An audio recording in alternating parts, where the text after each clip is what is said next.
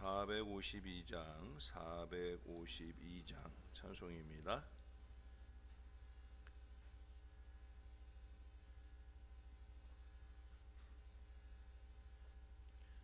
내 모든 소원 기도의 제목 예수님 닮기 원함이라. 예수님 형상 나 입기 위해 세상의 보화 아끼지 않네. 예수님 닮기 내가 원하네. 날 구원하신 예수님을 내 마음속에 지금 고도사 주님의 형상 인치소서. 무한한 사랑 풍성한 공율 슬픈 자 위로하시는 주. 길 잃은 죄인 부르는 예수 그 영상 담게 하옵소서. 예수님 닮기 내가 원하네.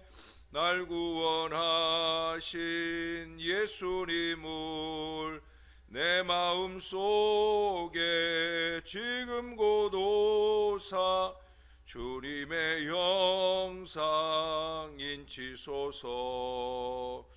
겸손한 예수 거룩한 주님 원수의 멸시 참으시사 우리를 위해 고난을 받은 구주를 닮게 하옵소서.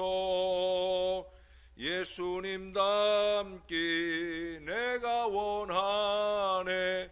날 구원하신 예수님을 내 마음속에 지금 고도사 주님의 형상 인치소서. 아멘. 그 다음 찬송 한 장 더 합니다. 453장 찬송입니다.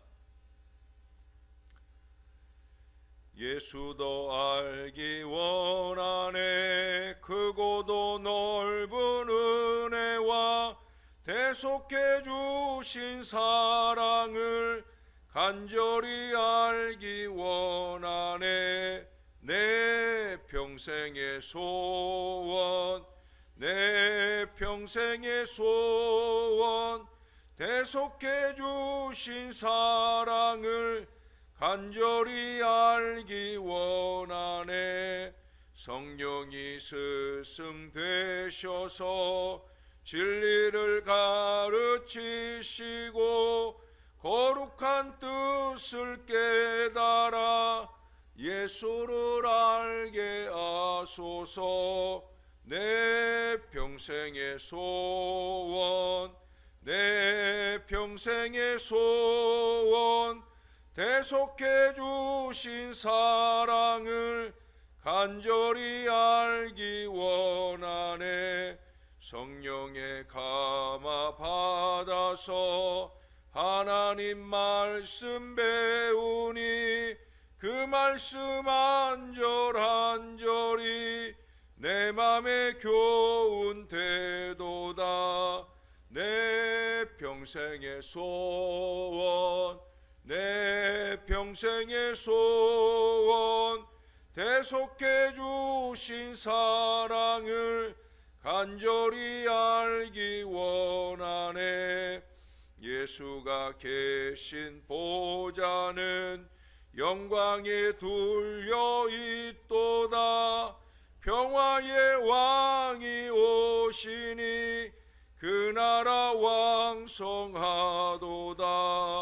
내 평생의 소원 내 평생의 소원 대속해 주신 사랑을 간절히 알기 원하네.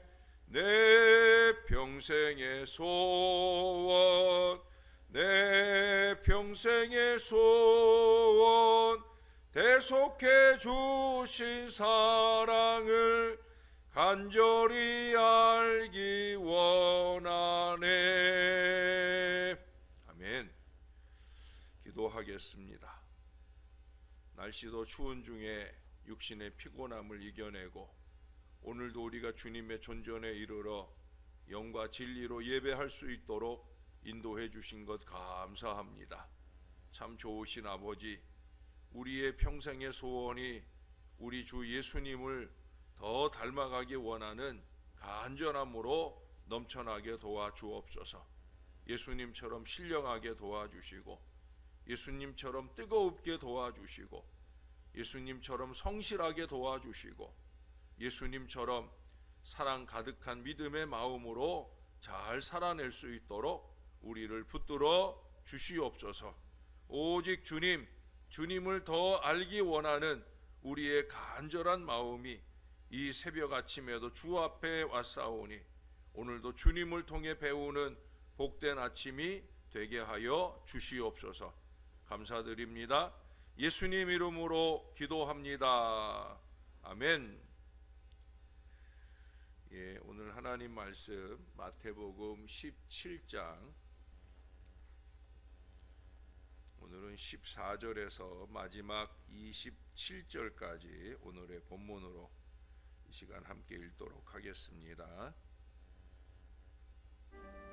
그들이 무리에게 이르매 한 사람이 예수께 와서 꿇어 엎드려 이르되, 주여, 내 아들을 불쌍히 여기소서. 그가 간질로 심히 고생하여 자주 불에도 넘어지며 물에도 넘어지는지라. 내가 주의 제자들에게 데리고 왔으나 능히 고치지 못하더이다. 믿음이 없고 패역한 세대여, 내가 얼마나 너희와 함께 있으며 얼마나 너희에게 참으리요. 그를 이리로 데려오라. 이에 예수께서 꾸짖으시니 귀신이 나가고 아이가 그때부터 나으니라. 이때에 제자들이 조용히 예수께 나와 이르되, 우리는 어찌하여 쫓아내지 못하였나이까? 너희 믿음이 작은 까닭이니라. 진실로 너희에게 이르노니 만일 너희에게 믿음이 겨자씨 한 알만큼만 있어도 이 산을 명하여 여기서 저기로 옮겨지라 하면 옮겨질 것이요 또 너희가 못할 것이 없으리라. 갈릴리에 모일 때 예수께서 제자들에게 이르시되, 인자가 장차 사람들의 손에 넘겨져 죽임을 당하고 제3일에 살아나리라 하시니 제자들이 매우 근심하더라.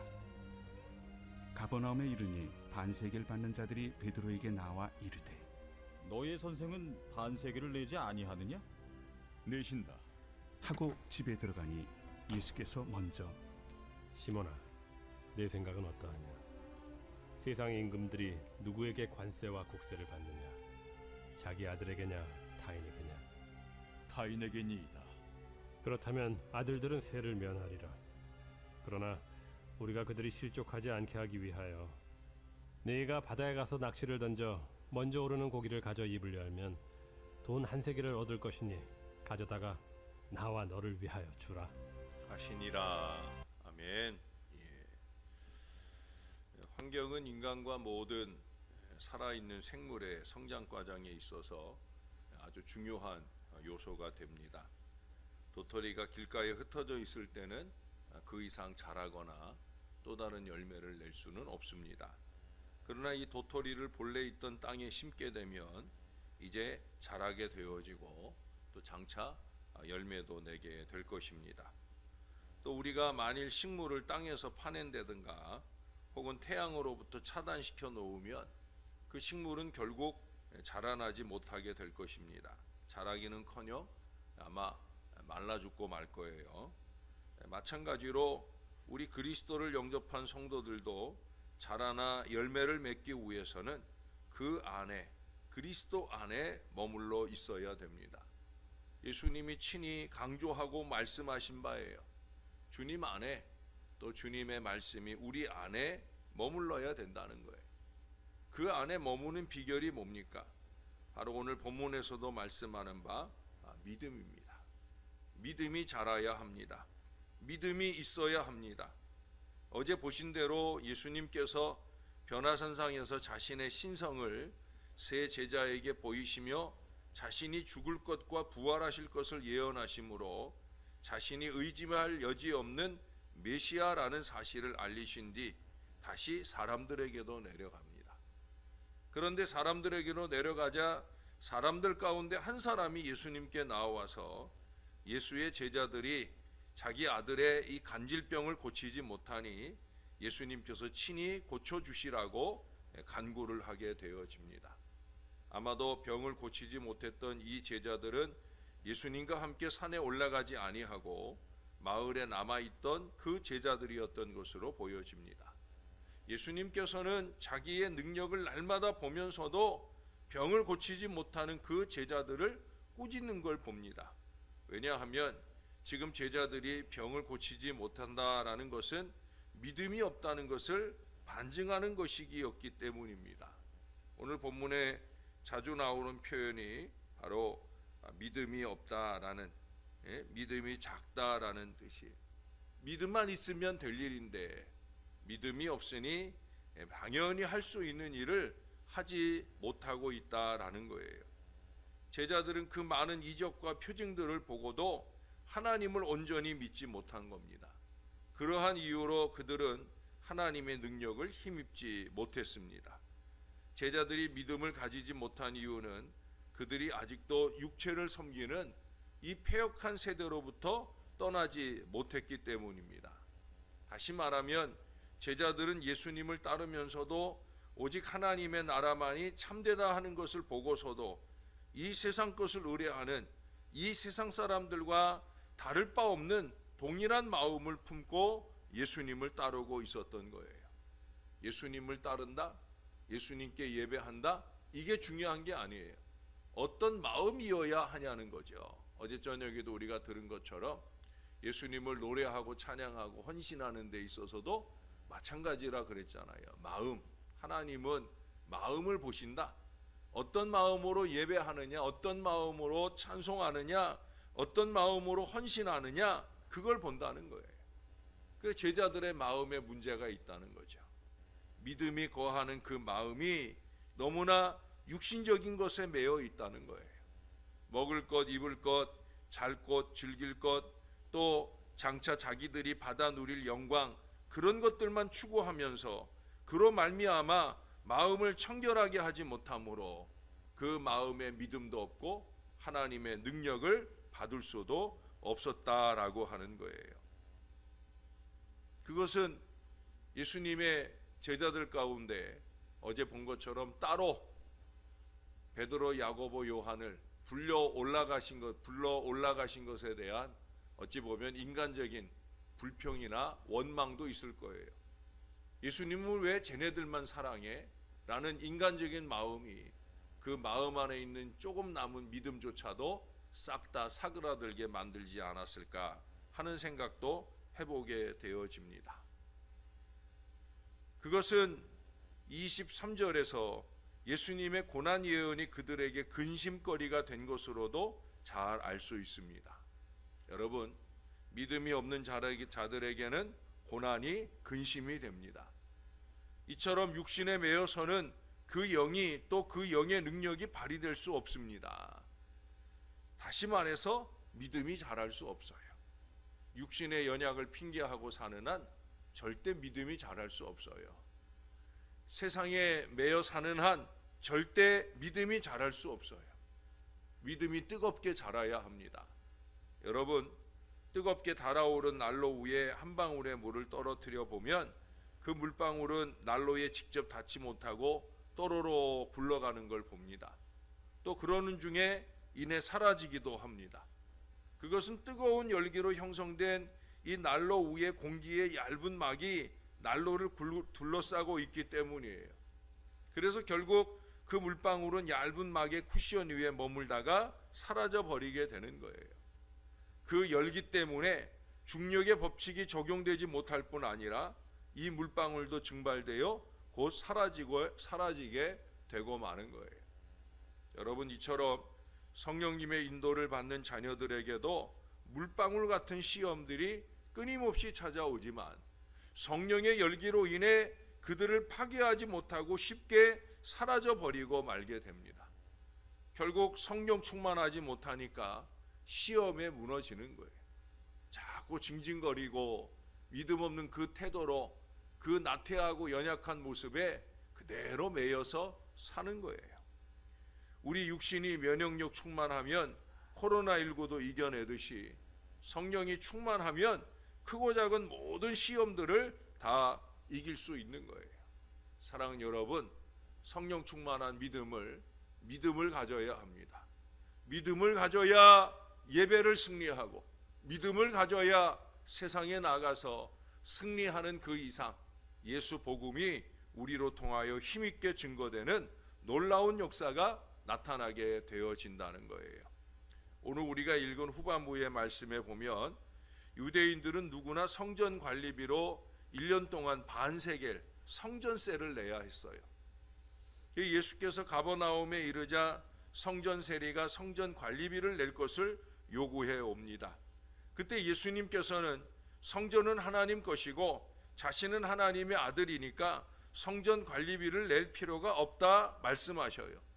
뿐만 아니라 하나님의 백성된 자들도 이제는 자신을 통해 양자 되었으므로 낼 필요가 없게 되었다고 말씀하셨습니다. 이것은 예수님 자신과 하나님 나라 백성된 자들이 이제 모두 다 하나님의 아들이 되었다라는 사실을 사랑하는 그 제자들에게 밝히 보여주는 것입니다. 그러나 예수님께서는 하나님의 아들이므로 본질적으로는 세금을 낼 필요가 없었으나 후반부에 보시면 오해를 사지 않기 위해 세금을 내고 계신 걸 볼 수가 있습니다. 이것은 그리스도인들이 이 세상을 살아가면서 불필요한 오해나 손가락질을 받지 말고 필요한 때는 세상 법을 어기지 말아야 한다는 것을 잘 교훈해 주는 말씀이에요. 자기 믿음도 중요하지만 그 자기 믿음이 다른 사람에게 실족의 이유가 되지 않도록 유의해야 된다는 거예요. 특히도 교회의 중직자들, 그 이상 목회자들은 더더욱도 그렇습니다. 자기의 믿음이라고 하는 것이 너무 볼품없어서 그것이 다른 사람들의 믿음에 걸림돌이 되는 어리석음을 범해서는 안 된다라고 하는 거예요. 저는 개인적으로 다른 사람들에게 욕먹을 일, 불편 끼치는 일을 잘 안 하려고 노력하는 편입니다. 승강기 앞에 서서 내리는 사람에게 방해가 되지 않으려 한다거나 또 가급적 교통 규칙을 잘 지키려 한다거나 뭐 이런 여러 가지 부분에서 최대한 제가 할 수 있는 모든 노력들을 하려고 애를 씁니다. 남에게 피해를 주면 안 된다는 거예요. 애들한테도 늘 그런 얘기를 해요. 여러분들한테도 자주 그러잖아요. 그러는 중에 특별히 제가 우리 부교육자들에게 당부하고 또 저 자신도 노력하는 일이 한 가지 있어요. 이게 뭐냐면 교회 이름이, 우리 교회 차량을 운전할 때 보면 우리 승합차에는 교회 이름이 붙어 있잖아요. 이 교회 이름이 붙어 있는 이 교회 차량을 운전할 때는 더더욱더 조심해야 된다는 거예요. 왜? 사람들이 승합차 보고 승합차 욕을 하는 게 아니라 승합차에 적혀 있는 교회 이름 보고 교회 욕을 해요. 저는 그래서 운전 습관이 안 좋은 사람들이 교회 차량을 운전하는 걸 별로 안 좋아해요. 왜?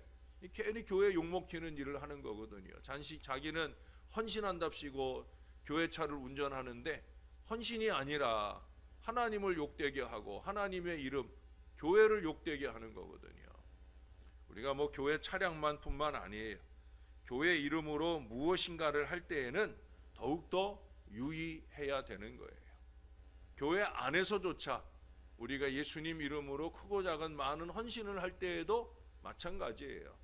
손가락질 받도록 하면 안 된다라고 하는 거예요. 여러분 순교자라는 말 아십니까? 영어로 마터라고 해요. 이 마터라고 하는 말은 증인이라고 하는 헬라어 마르투레스에서 나온 단어예요. 마르투레스, 증인이라고 하는 말에서 순교자, 마터라고 하는 단어가 만들어졌다는 거예요. 이것은 초기에 증인들이 자신들의 믿음에 대한 증거를 피를 흘리면서까지 증명하고자 한 데서 이 증인이라는 말이 순교자라는 말로 전환이 되었다는 거예요. 우리가 잘 아는 대로 초기 교회 많은 증인들이 순교를 당했습니다. 그 가운데 서기 177년 리옹에서 고문당하고 죄인으로 낙인 찍히고 끝내는 맹수의 먹이가 된 많은 사람들이 순교자라는 이름으로 이름을 갖게 되는 것을 거부했어요. 우리를 순교자라고 부르지 말아라. 왜 그들은 그렇게 생각했느냐? 그러한 영광스러운 이름은 주 예수 그리스도에게만이 적합할 뿐이며 자신들은 비천하고 보잘것없는 고해자일 뿐이라 라고 생각했기 때문이라는 거예요. 자기들이 예수님 때문에 고난받고 죽는 것은 그냥 죽는 것이다. 오직 순교자는 예수님 뿐이다 라는 마음으로 죽도록 충성했다라고 하는 거예요. 이게 믿음입니다. 여러분, 믿음은 결코 내가 이래봬도라고 하는 잘난 척이 아니에요. 뭐 좀 한다고 그것 가지고 내가 믿음 있는 양 어깨를 으쓱거리면 안 된다라고 하는 거예요. 더군다나 객관적으로 보면 너무나 볼품 없는데도 불구하고 그 어리석은 착각 속에 사는 꼴불견은 절대로 믿음이 아니라는 거예요. 여러분, 지금 우리 앞에 앉아 계신 예수님께 우리 마음을 확 헤집어 드릴 때 믿음이라고 인정하실 만한 그 믿음으로 살아야 되는 거예요.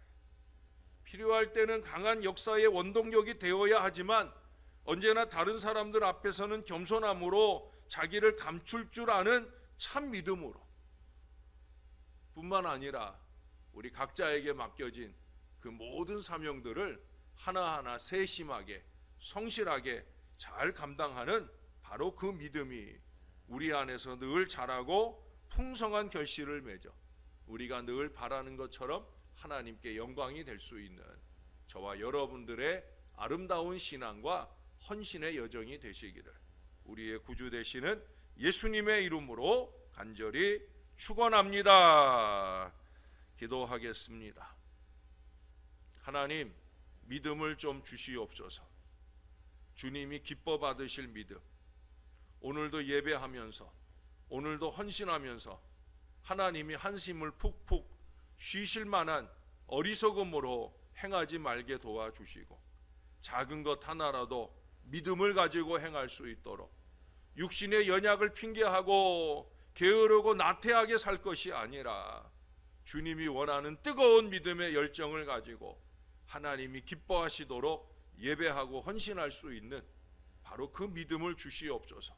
그 모든 일들을 이루고 나서도 언제나 모든 영광은 하나님이 받으시길 원하는 겸손한 마음을 놓치지 말게 도와주옵소서.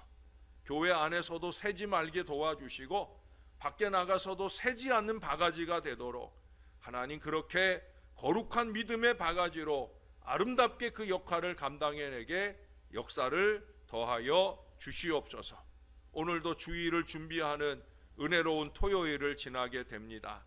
목사는 말씀 준비하며 이 하루를 잘 지나게 도와주시고 성도들은 내일 주의 거룩한 성전에서 은혜 받기를 소원하는 마음으로 오늘 하루 잘 지나게 도와주옵소서.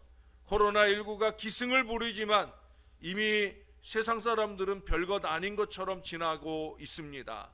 우리 믿음의 사람들도 좀 더 뜨거운 마음을 가지고 정신을 바짝 차리고 믿음을 지키며 사는 신령한 백성들 되게 하시고 믿음의 자녀들의 믿음의 기도를 통하여 속히 이 어려움이 물러가는 역사가 우리 가운데 나타나도록 은혜를 베풀어 주시옵소서. 주님의 사랑해 주심을 늘 감사합니다. 믿음의 주여 온전케 하시는 이 예수 그리스도의 이름으로 기도합니다. 아멘.